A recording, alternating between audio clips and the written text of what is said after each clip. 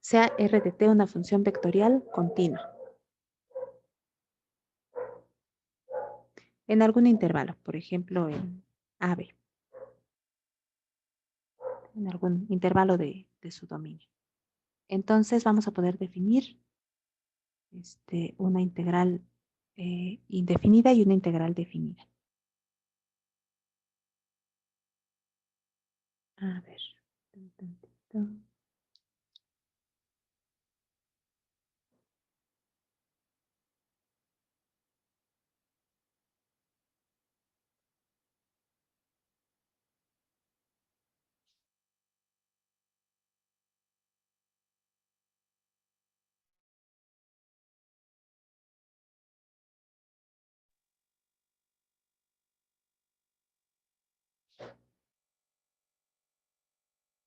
La integral, a ver, pero mejor necesito decir quién es R de t.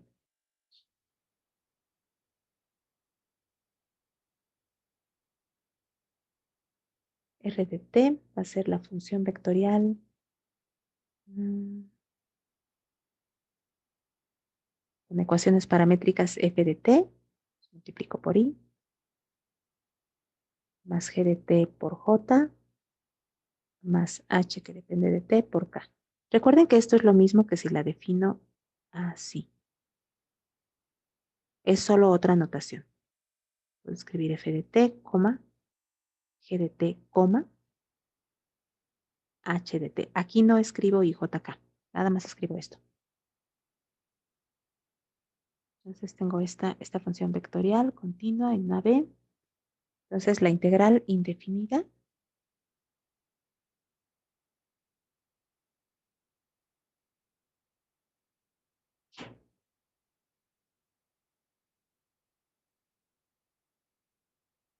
definimos la integral indefinida de esta manera.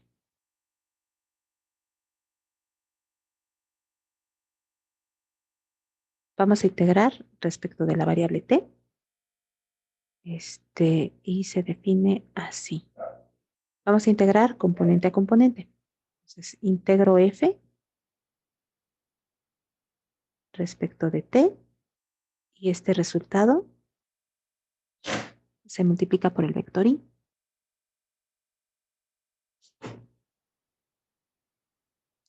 Integramos la función g respecto de t, multiplicamos por j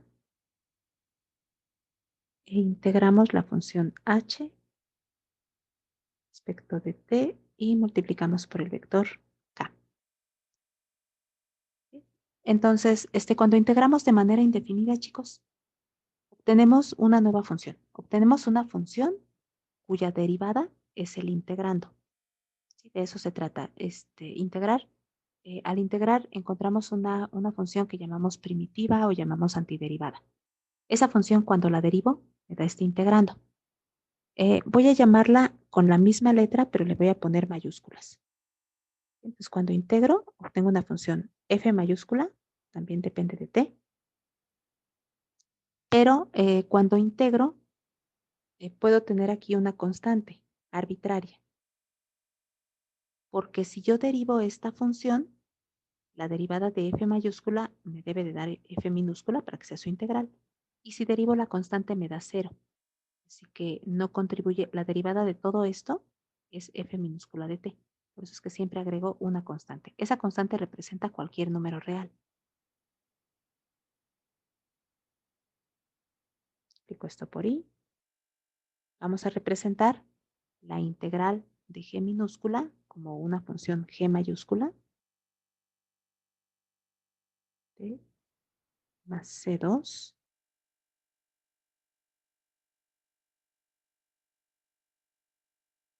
Aquí por h mayúscula. Más otra constante, c3.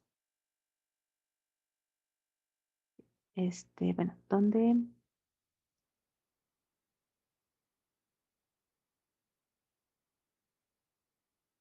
Si derivo f de t, me da f minúscula. Si derivo g mayúscula, me da g minúscula. Y si derivo h, solo represento con la comita, me da H minúscula. A ver, aquí dejé un renglón porque todavía no termino. Entonces, esto lo puedo reacomodar de esta manera. Aquí sería f de t por i más c1 por i, g de t por j más c2j, h de t por k más c3 por k. Entonces, puedo acomodar todo esto como un solo vector.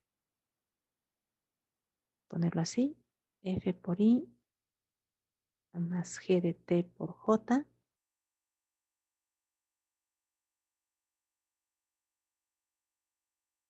más h por k más c1i más c2j más c3 por k.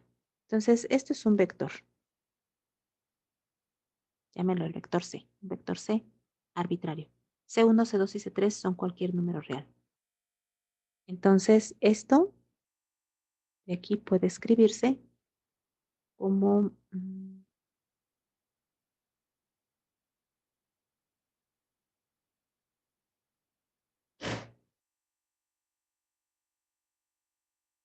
así.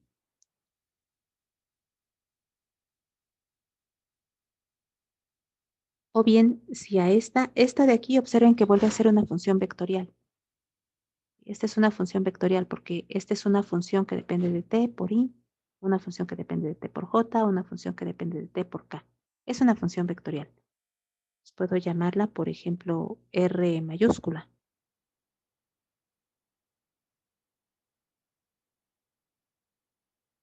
Más este que representa cualquier vector.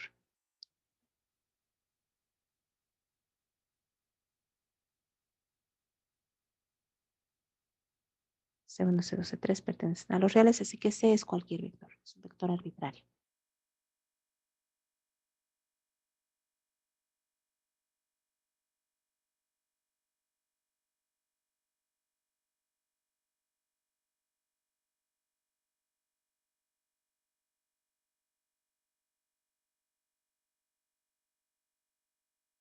Entonces, si integro una función vectorial, me da otra función vectorial más una constante arbitraria. Esta en realidad entonces es una familia de funciones vectoriales. Tengo una para cada vector C. Esta de aquí es una familia.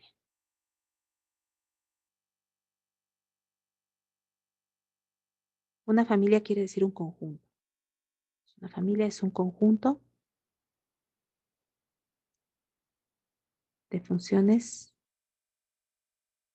vectoriales que difieren, que son distintas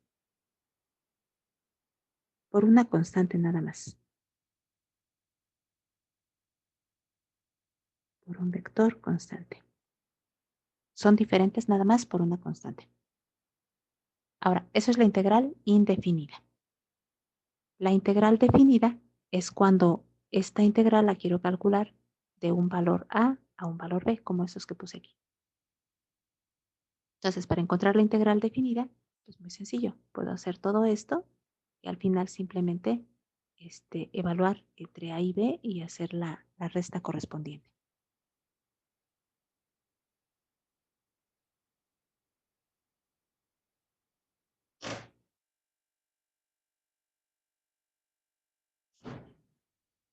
Integral definida, por ejemplo, integrar desde a hasta b la función vectorial r de t. Y esto me da, bueno,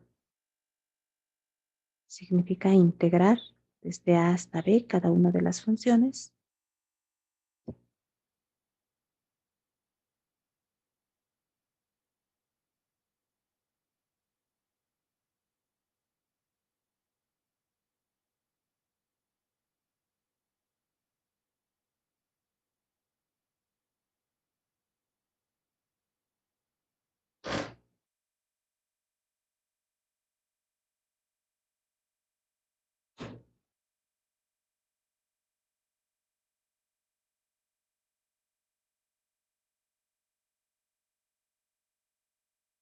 Este es f de t.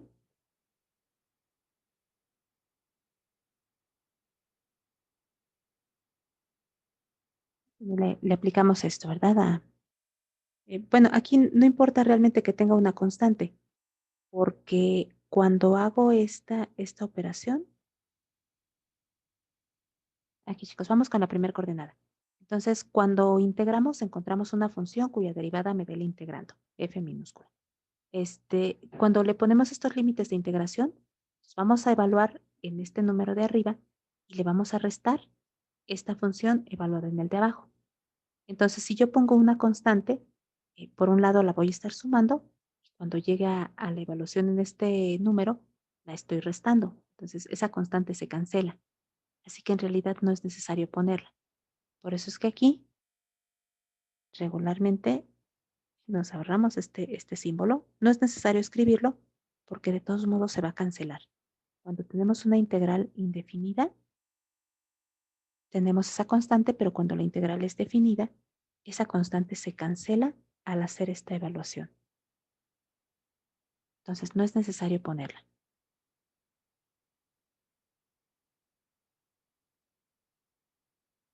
Será esta función evaluada entre a y b, multiplicada por el vector j, y más la función h mayúscula evaluada entre a y b y multiplicada por k.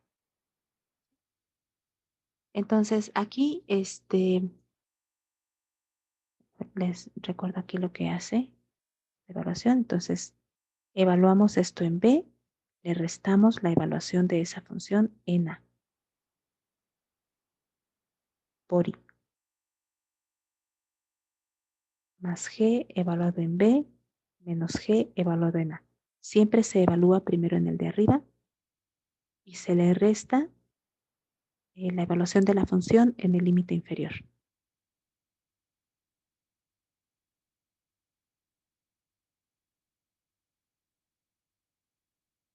Esto es lo que se hace. Entonces, este número que obtenemos aquí,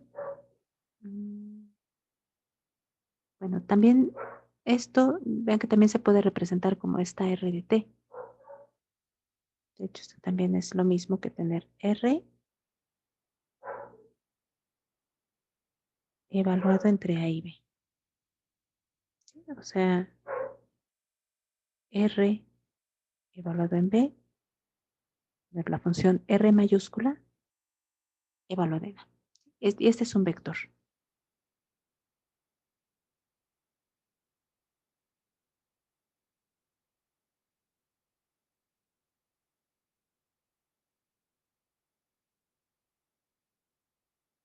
Es un vector.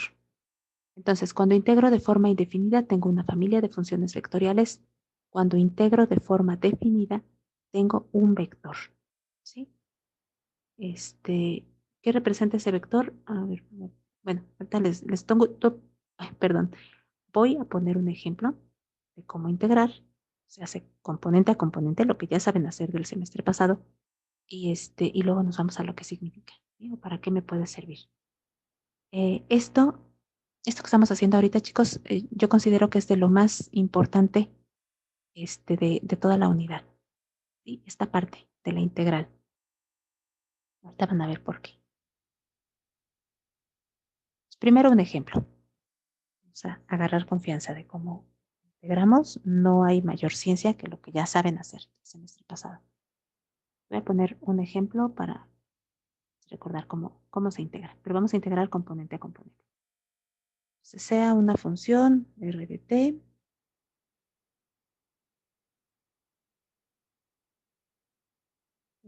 que sea, por ejemplo, no sé, un polinomio. 2t cúbica menos t cuadrada más 5 por i más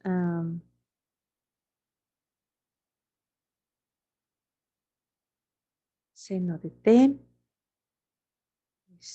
5 seno de t por j y más 10 entre t cuadrada más 1 por k. A ver, vamos a integrar estas funciones. Entonces, vamos a calcular cuánto vale la integral.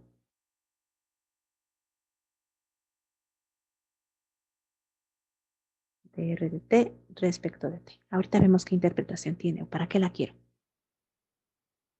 Bien, entonces vamos a integrar. Entonces, según lo que vimos anteriormente, si tengo una integral indefinida, voy a obtener toda una familia de funciones vectoriales y para encontrarlas tengo que integrar componente a componente. Tengo que integrar cada una de estas.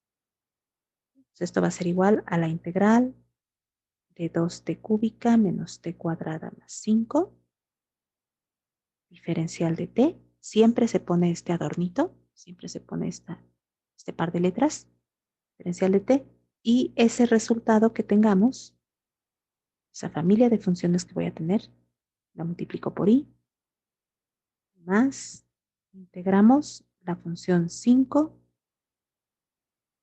por el seno de t, diferencial de t,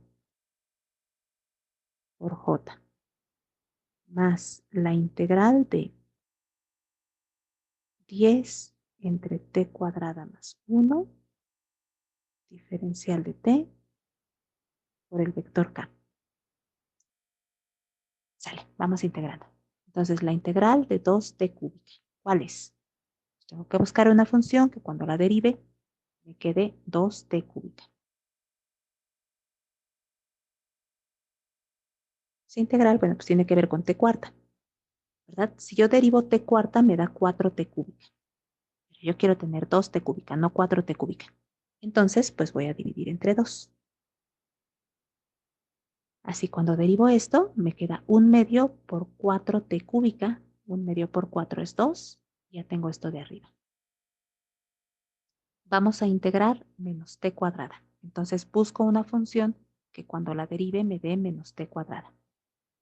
Tiene que tener el signo negativo. Tiene que ver con t cúbica. Pero si yo derivo t cúbica, me da 3t cuadrada. Y yo quiero nada más t cuadrada, no 3t cuadrada. Entonces divido entre 3. ¿Sí? Ahora integramos 5. Quiero una función que cuando la derive me dé 5. Debe de ser 5t. ¿Sí? En cada una de estas podría sumar una constante, pero mejor no lo hago para no usar tantas constantes. Nada más puedo sumar una al final. ¿Sí? Entonces es todo esto más una constante que llamo C1 por I. Como ya integramos, observen que ya no escribo el signo de integral. Estos son nada más corchetes, son nada más unos paréntesis. Integramos esto. Tengo más. La integral de 5 seno de t. Debo de buscar una función que cuando la derive me dé 5 seno de t. La derivada de coseno es menos el seno. Como aquí no tengo menos, entonces acá lo pongo. Pongo menos coseno de t. ¿Sí? Y si ya tenía aquí una constante, esa constante la escribo. Entonces, la derivada de menos coseno es el seno de t por este número 5. Terminamos, le sumo otra constante arbitraria, C2 por J. Y vamos con el último término. Pues tenemos que integrar esto. Puedo sacar el 10 de este símbolo de integral. Entonces me quedaría 10 veces la integral de dt entre t cuadrada más 1. Esa es una integral conocida, es una integral de tabla. ¿Recuerdan cuál es, chicos?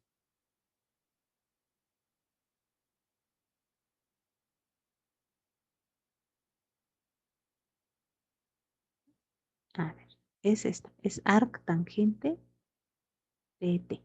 ¿Sí? No vamos a usar nada muy complicado, vamos a estar integrando, pues como aquí, polinomios, la función seno, coseno, esta también, es la función arc tangente. Pues aquí me queda arc tangente de t. Hay que sumarle una constante arbitraria. Voy a llamarla C3 y esto se multiplica por k. Y listo. Entonces se puede expresar así o bien también puedo expresarlo como, bueno, si se pudiera se simplifica, pero no hay mucho que simplificar. No puedo sumar lo que tengo en una componente, por ejemplo, lo que tengo aquí en I, no lo puedo juntar con esto porque no son términos semejantes. Esto tiene J. Entonces, de aquí no puedo simplificar con nada de acá. No se puede cancelar tampoco, claro. Así por i. Nada más lo que voy a hacer es poner las constantes al final. Eso también se puede hacer. Aquí me quedaría. Entonces voy a mandar esta constante por acá al final. Aquí me quedaría menos 5 coseno de t por j.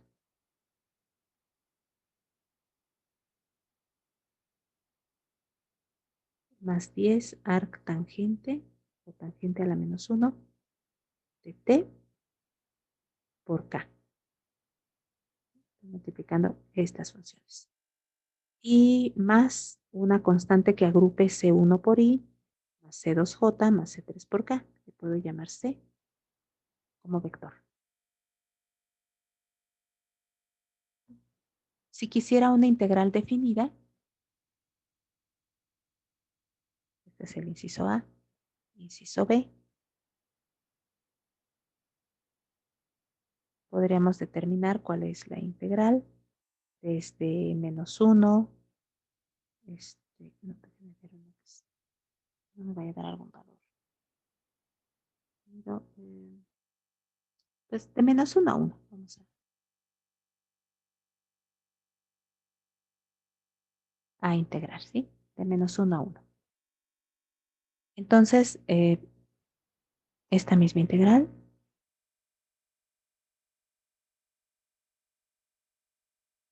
entonces hubiéramos hecho lo mismo. Nada más hay que, al final, ya que tengo estas funciones, tengo que evaluar entre menos 1 y 1. ¿Sí? Por ejemplo, por aquí. Si evalúo por aquí, entre menos 1 y 1, esta constante se va a cancelar. Esta constante arbitraria ya no la necesito. Entonces puedo hacer lo siguiente. Vamos a aprovechar esta integral que ya hicimos. Vamos a evaluar esta función entre menos 1 y 1.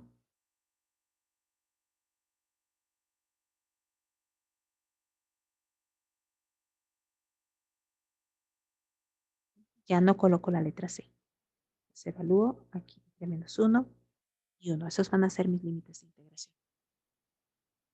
Luego más o menos este 5t, 5 coseno de t, evaluado entre menos 1 y 1. Más 10 veces el arc tangente de t, evaluado entre menos 1 y 1. Se evalúa primero en el límite superior. Ponemos menos 1 medio de 1 a la cuarta. Vamos a sustituir en todos los lugares donde veamos t ese número. Sería menos 1 tercio por 1 al cubo más 5 por 1. Le sustituimos este. A ver, chicos, aquí se me olvidó poner la I, J y la K. Esas que traemos aquí. ¿Sí? Yo no va a seguir pues. Ay, no quiere. No sé. Siguiente. Ahora tenemos. ¿No te gustó? Chicos, por favor, cuidado con sus micrófonos. Vamos a evaluar en el de abajo, pero ahí restamos. Ahora es menos toda esta función evaluada en menos 1. Entonces, como este era positivo, cuando lo resto me va a quedar negativo. Medio de menos 1 a la cuarta. Voy a restar esta expresión. Como ya era negativa, cuando la resto se vuelve positiva. Más 1 tercio de menos 1 al cubo. ¿Sí? Menos 5 por menos 1. Toda esta expresión va multiplicada por i. Vamos con la siguiente expresión que tiene j. Entonces me queda menos 5 por coseno de 1. Le voy a restar esto evaluado en menos 1. Ocupo paréntesis porque eso va a ir multiplicado por j. Entonces ahora sería más 5 coseno de menos 1 por j, más 10 arc tangente de 1 menos 10 por arc tangente de menos 1 por k. ¿Sí? Ya lo que viene es simplificar. Entonces aquí 1 a la cuarta es 1, entonces aquí me queda un medio, menos un tercio, más 5, menos, aquí es un medio por menos 1 a la cuarta es 1, aquí me queda menos un medio, menos 1 al cubo es menos 1, por más un tercio me da menos un tercio. Y menos 5 por menos 1 me da más 5 por i. Vamos ahora con esta expresión. Aquí, pues, bueno, aquí sería coseno de un radián. No vale la pena calcularlo porque recuerden que coseno es una función par. Así que coseno de un ángulo es igual a coseno de menos ese mismo ángulo. Entonces, en realidad aquí tenemos menos 5 coseno de 1 más 5 coseno de 1, porque coseno es par. Entonces, estas se van a cancelar. Aquí voy a tener 0.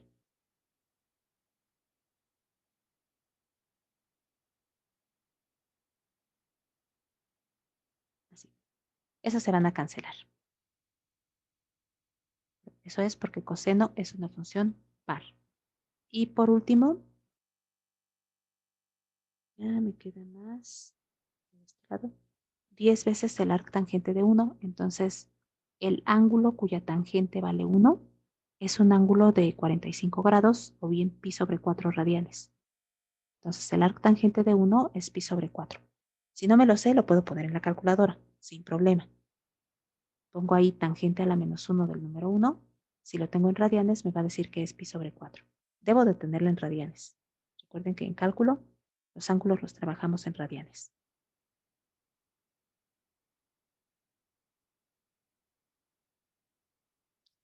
Y aquí, el arc tangente de menos 1 es el ángulo cuya tangente me da menos 1. Ahí debe de ser menos 45 grados o menos pi sobre 4 radianes.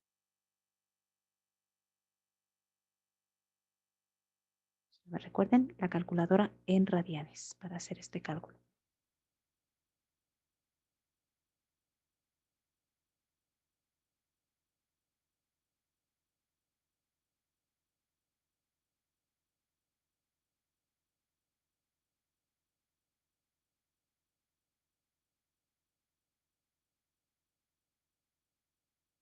Aquí también, ¿verdad? Si no supiéramos esto, también hay que ponerla en radianes cuando calculamos algún valor seno, coseno, tangente.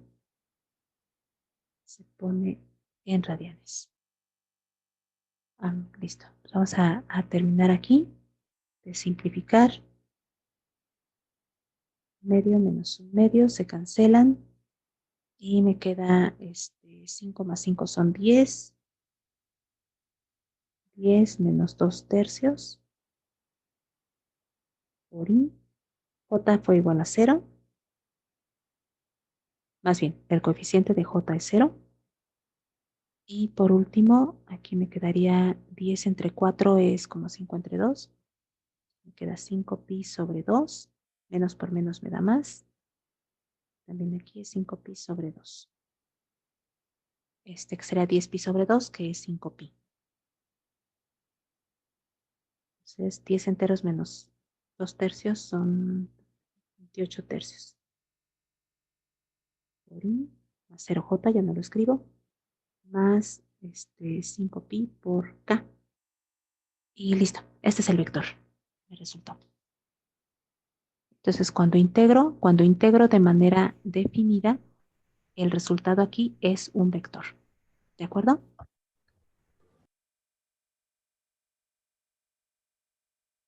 Bien. ¿Preguntas, chicos?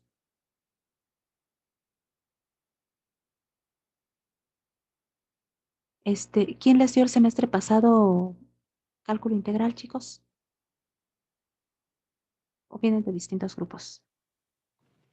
El maestro Jaso. Ujú. Jaso, Rogelio Torres Jaso. Ya. Bien, ¿qué tanto avanzaron, chicos? ¿Si alcanzaron a ver, por ejemplo, esta integral, la integral de 1 entre t cuadrada más 1? ¿Sí la habían visto? Maestra, la verdad, ¿Se yo les no hace muy recuerdo conocido? haber visto nada de eso. Ujú. Bueno, pero por lo menos sí les voy a pedir integrales así un poquito más sencillas, o como esta, como ya la vimos ahorita, esta ya, bueno, repasando este ejercicio, consideraría que ya la pueden hacer. La integral de 1 entre t cuadrada más 1, arc tangente de t. Integral de seno, de coseno, de algunos polinomios. Este, A mí me dio el profesor Aburto. Aburto. Ah, muy bien. Sí, de haber avanzado un poquito más. Ok, bien, entonces para considerar también qué tan complicados puedo poner los ejercicios, cosas básicas, sí, por lo menos polinomios, senos, cosenos, es así, sí les pongo. La exponencial también les es muy fácil de integrar. A ver, chicos, ¿alguna pregunta de esta parte?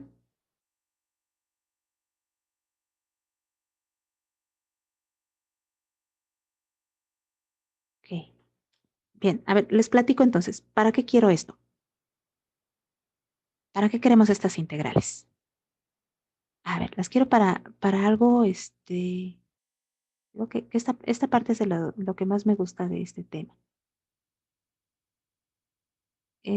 Bueno, ya les había estado platicando, adelantando desde hace días, que cuando definimos estas funciones vectoriales dijimos, nos van a servir porque las puedo ver como trayectorias de los objetos, ¿sí? Entonces, estas funciones R de t me pueden indicar cómo se va moviendo un objeto en el espacio. T representa el tiempo.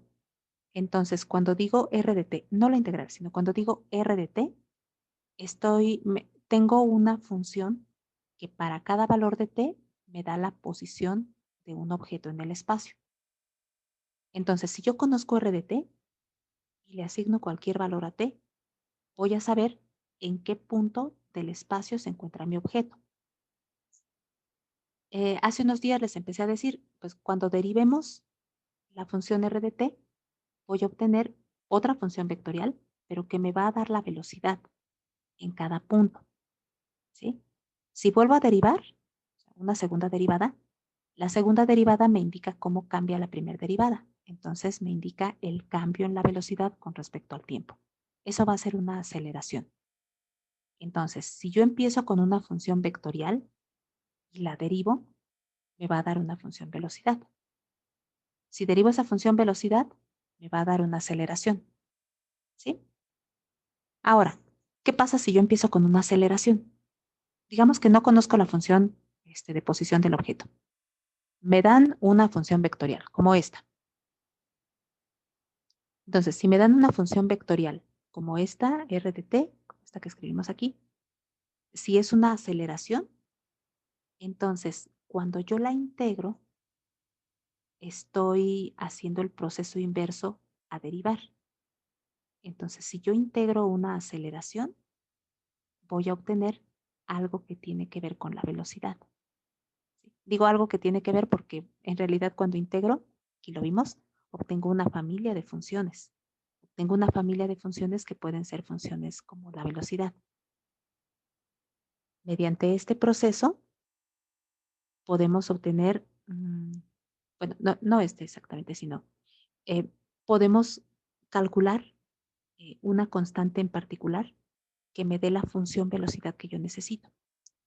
Si vuelvo a integrar una función como esta, hago el proceso inverso a derivar. ¿Sí? La derivada y la integral son cosas contrarias, son inversas. Entonces, lo que una hace, la otra la deshace. Así que si integro una función que era una derivada, estoy cancelando esa parte. O sea, cuando integro la velocidad, voy a obtener la función de posición. Entonces, eso es algo que a mí se me hace muy padre porque podemos, a partir de una función vectorial que sea la aceleración, podemos reconstruir tanto la velocidad como la posición de un objeto. ¿Sí? Si yo les doy una aceleración, ustedes pueden hacer este proceso de integración y entonces me pueden decir cuál es la posición del objeto en cada momento. Por ejemplo, si yo les digo, tengo una nave espacial que lancé al espacio y esa nave espacial tiene una aceleración, es una función vectorial que se comporta como esta función. Bueno, entonces ustedes la pueden integrar y me pueden decir cuál es la velocidad en todo momento. Pueden volver a integrar y decirme cuál es la posición del objeto. Entonces me pueden decir en dónde va a estar esa nave espacial para cada momento, para cada valor de t. Y si yo les pregunto, ¿dónde va a estar la nave espacial dentro de 20 horas? Pues evaluamos en t igual a 20 horas y ya van a tener una posición en donde se encuentra mi objeto o en donde se encuentra la partícula.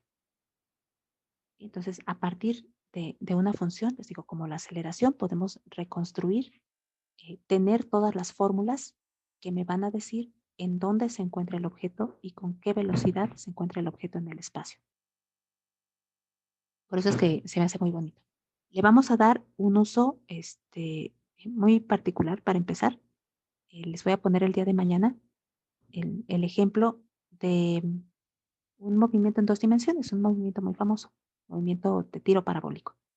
El tiro parabólico, cuando partimos de la suposición de que ese movimiento parabólico, no le llamemos movimiento parabólico, digamos que tenemos un movimiento en 2 dimensiones. Digamos que yo lanzo un objeto. Entonces, la trayectoria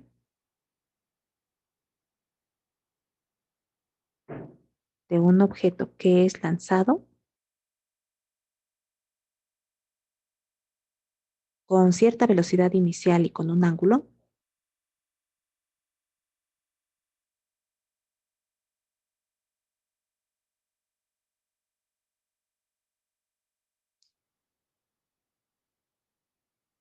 nada más haciendo la suposición de que no hay resistencia del aire,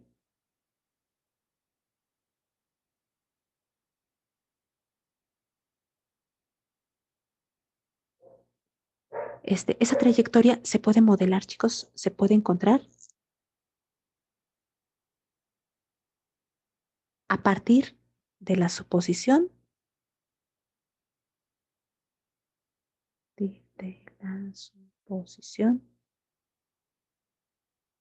de que la aceleración que tiene ese objeto es únicamente debida a la acción de la gravedad. ¿Sí? Nada más suponiendo que la aceleración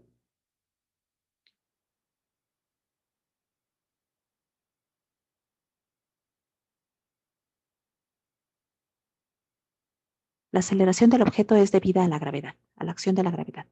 Ahora, la aceleración de la gravedad muchas veces la consideramos constante. No lo es, pero para usos prácticos sí se puede considerar como constante porque cambia muy poquitito dependiendo de qué tan alejados estamos del centro de la Tierra. Es que la Tierra se comporta como si toda su masa estuviera concentrada en un punto, en el centro. Entonces, entre más nos alejamos del centro, hay menos acción de la gravedad. Pero la verdad es que varía muy poquitito. Casi siempre la consideramos en metros sobre segundo. La consideramos como de 9.80 o de 9.81 metros sobre segundo al cuadrado. ¿Sí? Algo que vamos a suponer es que esa aceleración, como la Tierra nos está jalando hacia el centro, entonces la dirección que tiene es hacia abajo, esta aceleración. Entonces suponemos que es esto, que la aceleración es de esto, de menos 9.81 metros sobre segundo, y que la dirección es vertical. Vamos a escribir así. Esto es la aceleración, va a ser una función vectorial, vamos a llamarla A. por ser aceleración. Le pongo su símbolo de vector para acordarme que es una función vectorial.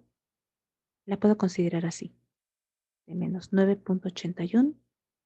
Me olvido de las unidades por el momento. Y la dirección vertical.